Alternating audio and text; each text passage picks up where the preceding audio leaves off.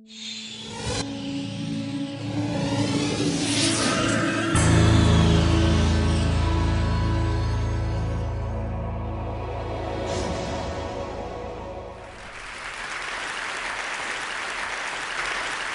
going to make an argument today that may seem a little bit crazy. Social media and the end of gender? Let me connect the dots. I'm going to argue today that the social media applications that we all know and love or love to hate are actually going to help free us from some of the absurd assumptions that we have as a society about gender. I think that social media is actually going to help us dismantle some of the silly and demeaning stereotypes that we see in media and advertising about gender. If you hadn't noticed, our media climate generally provides a very distorted mirror of our lives and of our gender, and I think that's going to change. Now, most media companies, television, radio, publishing, games, you name it, they use very rigid segmentation methods in order to understand their audiences. It's old school demographics. They come up with these very restrictive labels to define us. Now, the crazy thing is that media companies believe that if you fall within a certain demographic category, then you are predictable in certain ways, that you have certain taste, that you like certain things. And so the bizarre result of this is that most of our popular culture is actually based on these presumptions about our demographics.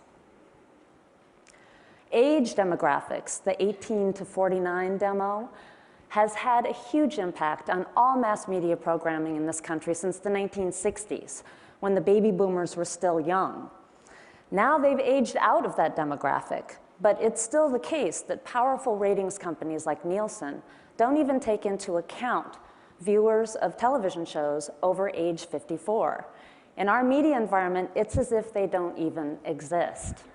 Now, if you watch Mad Men like I do, it's a popular TV show in the States, Dr. Faye Miller does something called psychographics, which first came about in the 1960s, where you create these complex psychological profiles of consumers. But psychographics really haven't had a huge impact on the media business. It's really just been basic demographics. So I'm at the Norman Lear Center at USC, and we've done a lot of research over the last 7-8 years on demographics and how they affect media and entertainment in this country and abroad. And in the last 3 years, we've been looking specifically at social media to see what has changed. And we've discovered some very interesting things. All the people who participate in social media networks belong to the same old demographic categories that media companies and advertisers have used in order to understand them. But those categories mean even less now than they did before. Because with online networking tools, it's much easier for us to sort of escape some of our demographic boxes. We're able to connect with people quite freely and to sort of redefine ourselves online. And we can lie about our age online too pretty easily. We can also connect with people based on our very specific interests, right? We don't need a media company to help do this for us. So the traditional media companies, of course, are paying very close attention to these online communities. They know this is the mass audience of the future. They need to figure it out. But they're having a hard time doing it because they're still trying to use demographics in order to understand them, because that's how ad rates are still determined.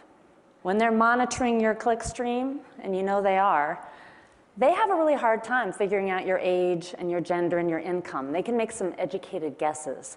But they get a lot more information about what you do online, what you like, what interests you. That's easier for them to find out than who you are.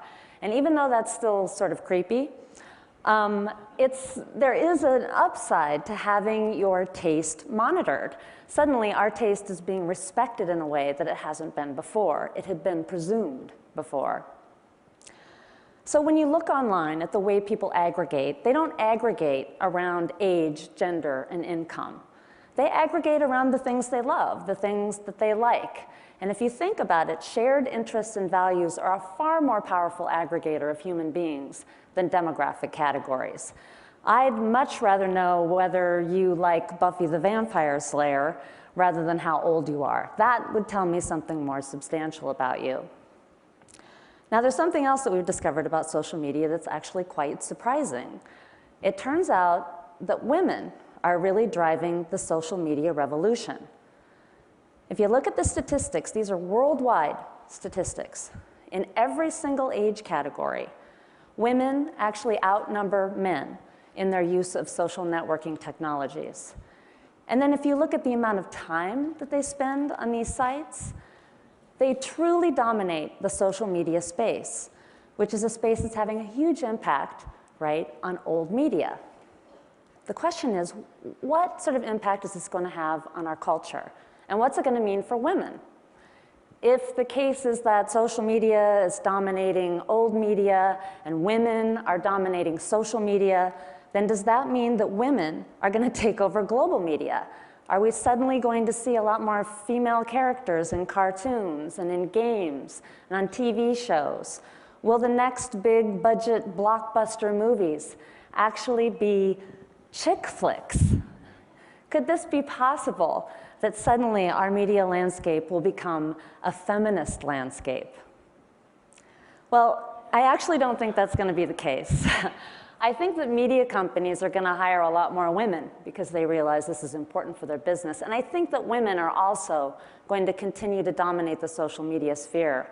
But I think women are actually going to be, ironically enough, responsible for driving a stake through the heart of cheesy sort of genre categories like the chick flick and all these other genre categories that presume that certain demographic groups like certain things, that Hispanics like certain things, that young people like certain things. This is far too simplistic. The future entertainment media that we're going to see is going to be very data-driven, and it's going to be based on the information that we ascertain from taste communities online, where women are really driving the action. So you may be asking, well, why is it important that I know what entertains people? Why should I know this? Of course, old media companies and advertisers need to know this. But my argument is that if you want to understand the global village, it's probably a good idea that you figure out what they're passionate about, what amuses them, what they choose to do in their free time. This is a very important thing to know about people. I've spent most of my professional life researching media and entertainment and its impact on people's lives. And I do it not just because it's fun.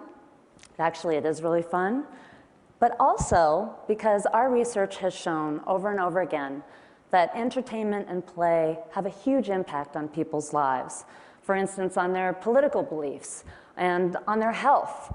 And so if you have any interest in understanding the world, looking at how people amuse themselves is a really good way to start.